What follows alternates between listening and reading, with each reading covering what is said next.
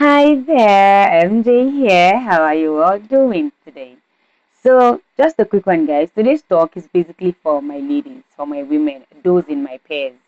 So, if you know you are married and you want to stay as a woman, you can stay. And as a man, if you think you want to learn, you can stay as well. But let's get into the business of today. Now, the reason why I'm making this video is because I have decided as a person that I'm not going to die average. I am not going to die small. I want to make impact in my generation. I want to make a huge difference as a woman. So, what are the measures I've put in place to ensure that I do not die small? To ensure that I do not live an average life, even if where I'm coming from is not so good a place to talk about. Just a quick story, guys. So while I was in secondary school, I was opportune to be the vice president by the help of God in a fellowship, FCS, and then most times when we gathered to pray, I had a clique of friends. Then me, Abraham, Samuel, Matthew, then we're a clique of friends that just used to gather around to pray for the fellowship and just pray for our spiritual growth, basically, you know.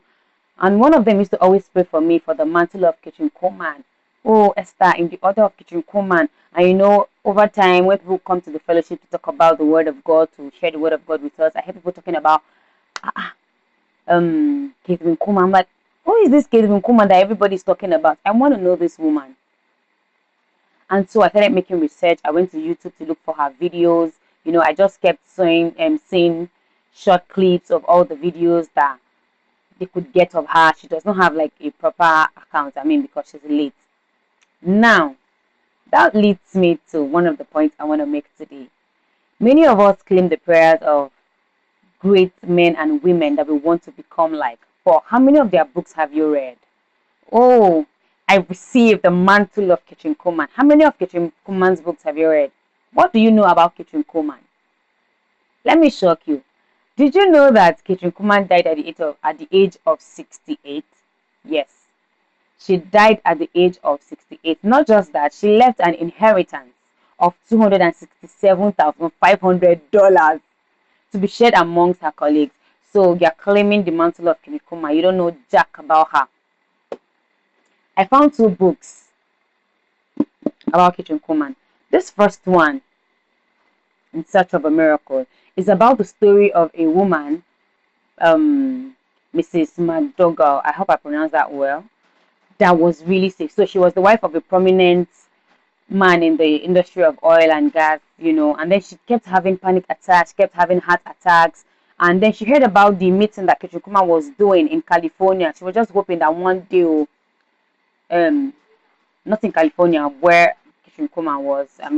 The Mercyborn, all these their names, yeah, and then she was in California at the time, and it was such a long mile. Like 10,000 miles away from where she was.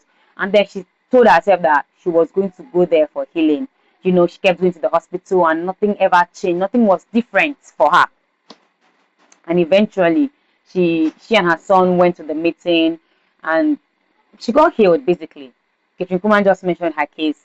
Now to the main reason why I'm making this video. I decided that I'm not going to die small. And one of the person I look onto is Catherine Coleman. I love this woman so much. I love this woman so much. This book is the biography of Catherine Coleman, and it was written by Jamie Buckingham. So Jamie Buckingham was her friend and someone that worked with her, and she gave him specific instruction. Look at my life, everything I did, the good, the bad, the ugly. I want you to put them in my biography. Don't edit no single thing. So this book tells us about the flaws, the power, the strength, the courage of Kitchen Coleman, how she grew, how she had red long hair, how she had long legs. Yes, how she had long legs, how she played the piano, how her mother was a disciplinarian, how she had crush. I love this book so much. Daughter of Destiny. You should read this book.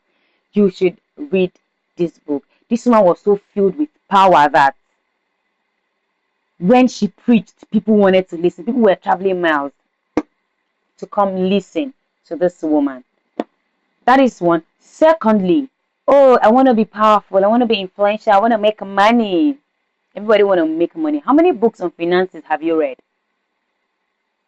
Have you read The Psychology of Money? One book that I will recommend for every lady is The Smart Money Woman. Oh my God. If you know that you don't like to read book, you can go and look for the video. So it's like season 1, season 2, it's up to season 6. It's a very beautiful movie. The lessons to learn from the life of Zuri, how she was extravagant, the lessons to learn, how she began to plan, how she had like a clique of friends. One was spending, one was just go and read The Smart Money Woman as a lady. I, as a person, because I've decided that I do not want to be average, this morning I've listened to sermon. This morning I've read my Bible. This morning I have read books. I just read another chapter of this book and I decided to come and share with you guys here. I have in place metrics that can earn me money daily, no matter how small it is. And that's one of the lessons you're going to learn from the smart money woman. You cannot keep spending money and then you are not earning money every day, no matter how little it is. I started the business I am doing that brings me daily income with as low as 5,000 naira. And I earn money daily, no matter how small. What matters is the consistency in earning the money that I earn daily. Guys, if you want to be different, you must put in place systems. You must read books. You must develop yourself. It is not enough for you to claim prophecies. I want to be great. Oh, I received the mantle of Mary Jane. I know most of you don't know who Mary Jane is. She was the wife of Smith Wigglesworth. You're welcome. You're welcome. You're welcome. Please, as a lady, if you want to make difference in this generation, if you want to lead, if you want to become a voice in this generation, you must expose yourself to knowledge. You must expose yourself to wisdom, to studying. You must leave the circle of being normal. You must go to the extraordinary. You must think logically. Guys, if you want to be a woman indeed with a difference, it is not enough to claim these things. Being intelligent is beautiful, but there are metrics to put in place to ensure that you become one. Please, guys, I need you to go and read The Smart Money Woman. If you're a Christian like me, you can read The Daughter of Destiny. It's a very beautiful book. It's a very beautiful book, and I recommend it for you. Thank you. I'll see you in the next one. Bye for now.